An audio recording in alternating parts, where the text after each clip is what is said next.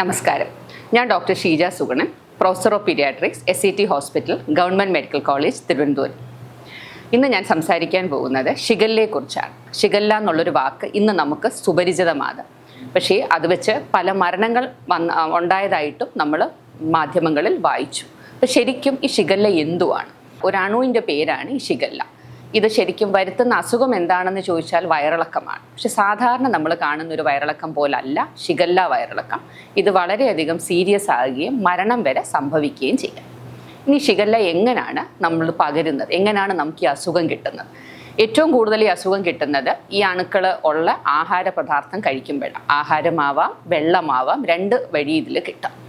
ഈ ഒരു അണുക്കളുടെ പ്രത്യേകത എന്താണെന്ന് ചോദിച്ചാൽ വളരെ ചെറിയ അളവിൽ ഈ അണുക്കൾ നമ്മുടെ ശരീരത്തിനുള്ളിൽ ചെന്നാൽ തന്നെ ഇതിന് അസുഖം ഉണ്ടാക്കാൻ കഴിയും. ചെറിയ അളവെന്ന് പറഞ്ഞാൽ വെറും 10 അണുക്കൾ നമ്മുടെ ശരീരത്തിനുള്ളിൽ ചെന്നാൽ ഇതിന് അസുഖം ഉണ്ടാക്കാൻ സാധിക്കും.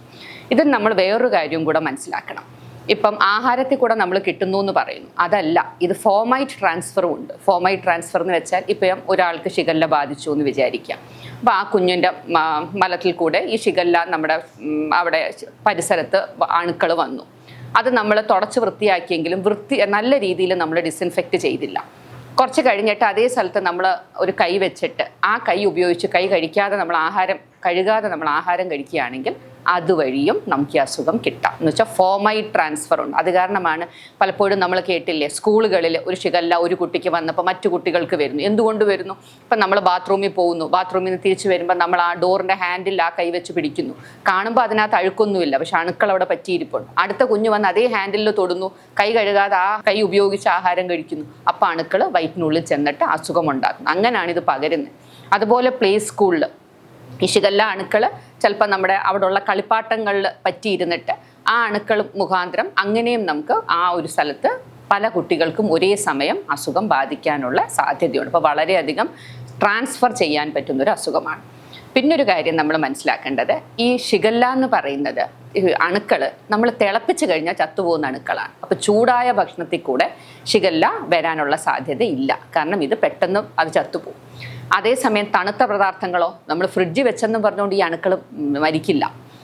എത്ര തണുപ്പ് ഫ്രീസറിൽ വെച്ചാൽ പോലും ഈ അണുക്കളിന് ജീവൻ കാണും. നമ്മൾ തിരിച്ചെടുത്ത് നമ്മൾ ആഹാരം കഴിക്കുമ്പോൾ അപ്പം നമ്മുടെ ഐസ്ക്രീമിൽ കൂടോ ഫ്രൂട്ട് സാലഡിൽ കൂടോ ഒക്കെ ഇത് വരാനുള്ള സാധ്യത കൂടുതലാണ്. അതുപോലെ സാലഡ് നമ്മൾ പല ആഹാരത്തിൻ്റെയും കൂടെ നമ്മൾ പുറത്തുനിന്ന് വാങ്ങിക്കുമ്പോൾ അതിൻ്റെ കൂട്ടത്തിൽ ഇപ്പോൾ ഒരു ബർഗർ വാങ്ങിച്ചാൽ പോലും അതിനകത്ത് കുക്ക് ചെയ്യാത്ത കുറച്ച് ഭാഗങ്ങളുണ്ട് അല്ലേ, അതിനകത്ത് ഇലകളും സാലഡും അതിൻ്റെ കൂട്ടത്തിലുണ്ട്.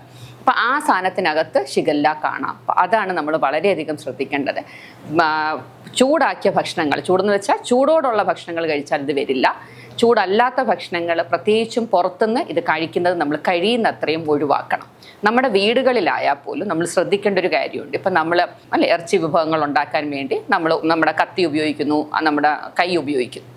അത് കഴിഞ്ഞിട്ട് നമ്മൾ ആ കത്തി വൃത്തിയായിട്ട് കഴുകാതെ, നമ്മുടെ കൈ സോപ്പിട്ട് കഴുകാതെ തൊട്ട് പുറകിന് നമ്മളൊരു സാലഡിന് വേണ്ടി അരിയാൻ പോവുകയാണെങ്കിൽ എന്ത് സംഭവിക്കും? അങ്ങനെ ചെയ്യുമ്പം ഈ അണുക്കൾ ആ മാംസാഹാരത്തിനകത്ത് ഷിഗല്ല ഉണ്ടായിരുന്നെങ്കിൽ അത് നമ്മുടെ സാലഡിലോട്ട് കയറുകയാണ്. അപ്പം അതും നമ്മൾ ശ്രദ്ധിക്കണം. അപ്പം നമ്മൾ കുക്ക് ചെയ്യാതെ കഴിക്കാൻ ഉദ്ദേശിക്കുന്ന ആഹാരം, പഴവർഗ്ഗങ്ങളായാലും പച്ചക്കറി ആയാലും വൃത്തിയായിട്ട് കഴുകി, നമ്മുടെ പിച്ചാത്തി ഉൾപ്പെടെ വൃത്തിയായിട്ട് കഴുകി നമ്മുടെ കൈ സോപ്പിട്ട് കഴുകിയിട്ട് മാത്രമേ അത് നമ്മൾ എടുക്കാൻ പാടുള്ളൂ. കാരണം ആ രീതിയിൽ അത് സ്പ്രെഡ് ചെയ്യാൻ പറ്റും എന്നുള്ളത് മനസ്സിലാക്കണം.